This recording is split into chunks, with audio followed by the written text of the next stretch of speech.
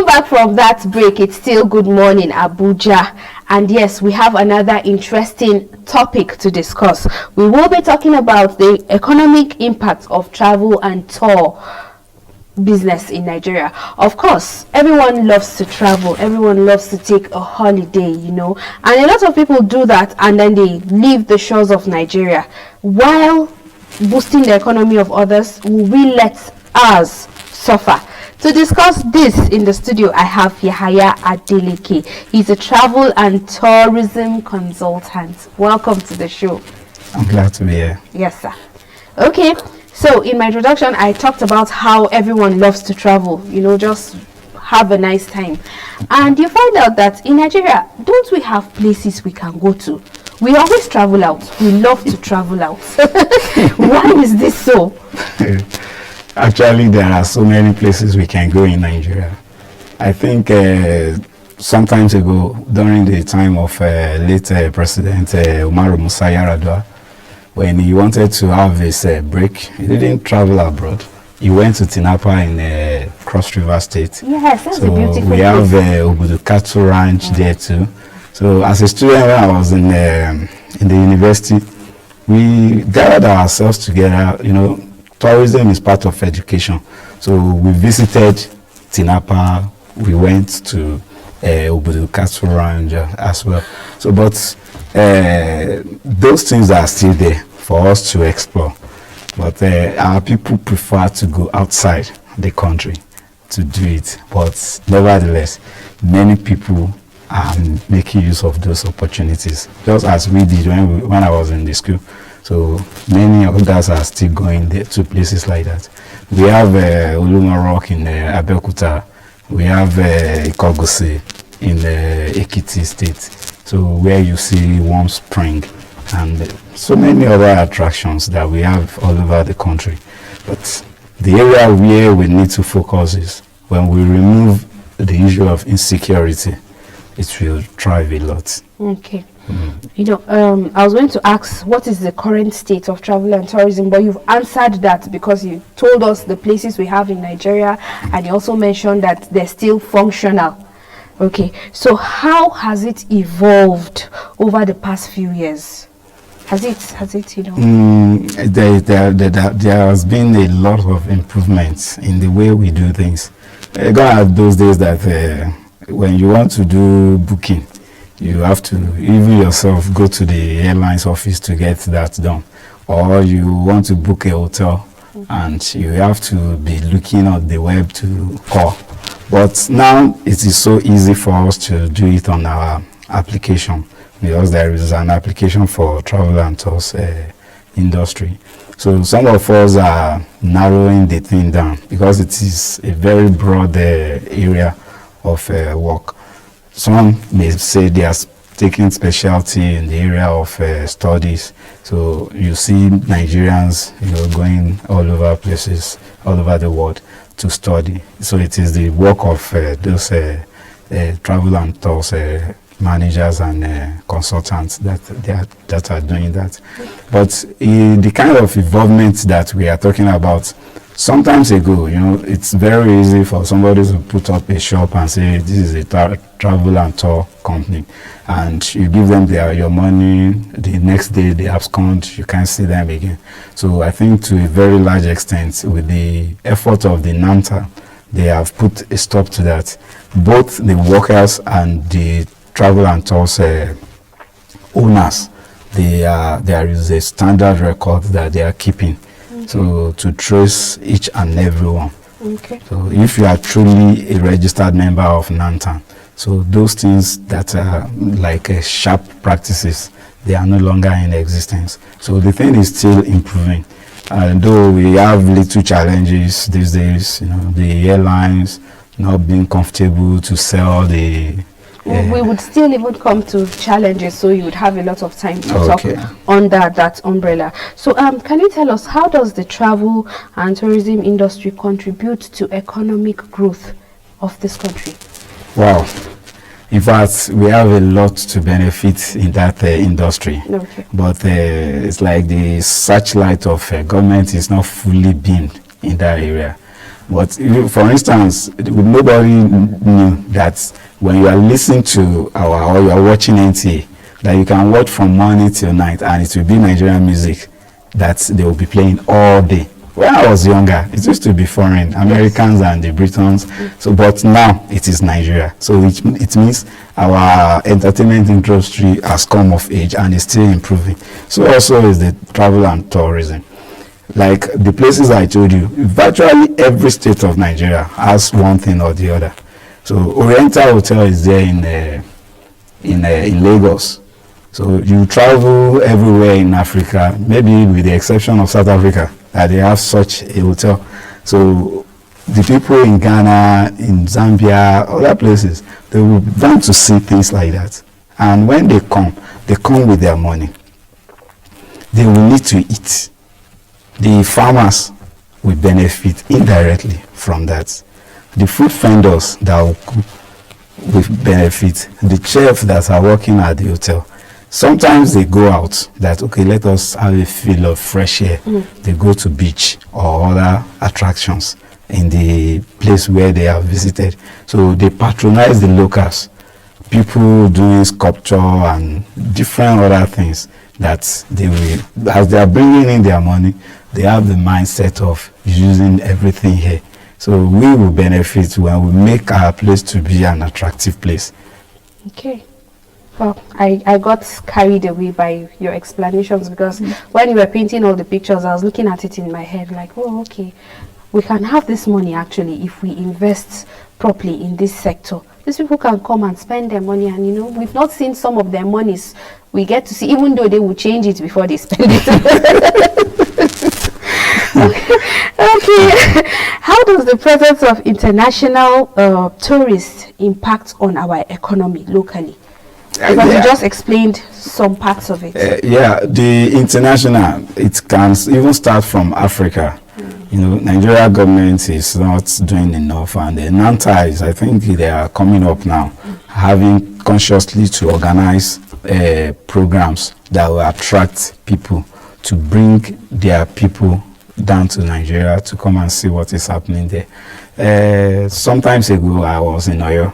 So I visited one day Abuja. I was surprised to see white man learning Ifa. That's tourism. So you can call it study or any other one. But quite interesting to see people like that. Many of them are interested in seeing what we call Eyo. That how is it? Or Igunu as it is done in Abeokuta, Ijebu axis. Or for them to come and see what the Arugungu festival it's all about, to see those giant fish, you know, being caught from the river by fish farmers. You know, those things are things that can attract them. And when they come, they bring in money, just as I've said. They will need a hotel to check into. They will need good transportation to take them around. So, and as they are doing that, they will see this or that as a souvenir to take home as they are going back. So it means giving our people money. So we'll benefit a lot from it. And I trust us Africans, and especially Nigerians, you know, we love festivals, we love food, color, anything dance, we're there. Yes, yes. And yes. you know, no matter how beautiful this picture we're painting of tourism is, I know there are challenges. Yeah. What are those challenges, and what are the solutions you think that can be proffered to ensure that these challenges are no longer there? The first and foremost is the insecurity. Okay. In fact, Nigeria has a reasonable population that locally, when we produce things... Sorry, okay, I should take a break and after it ask this question. Okay, all right. Thank you so much for your sorry.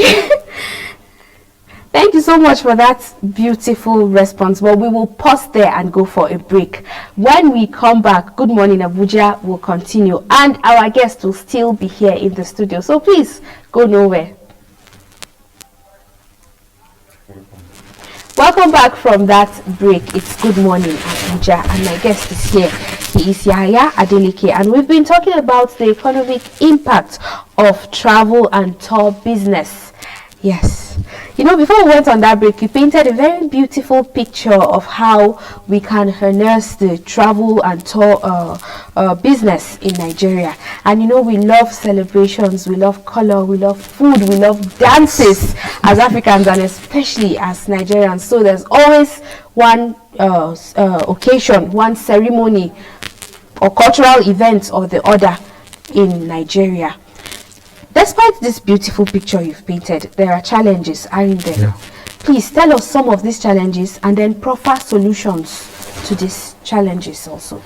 Actually, the first and foremost challenge that we are facing in the industry is the insecurity, as I have said. Okay. It's very difficult for me to persuade someone who resides in Ibadan to go and see what the Arugungu festival is in the north here because they will have to probably be considering the insecurity or things like that. But if that is out of it, I think it will go a long way in helping the industry. And the second one is what we are experiencing recently, that people want to travel abroad.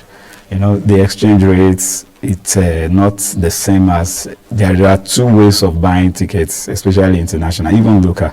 You can go to web, buy it on from your phone, where you visit the company's website, or you come through us. That is where we come in as a middleman. So the area where we come in, governments used to subsidize that. Okay. So it is not at the same thing at the parallel markets. So where I'm going is, if they can make that thing to be easier for the airline to get their money, that they have the tickets they have sold on time.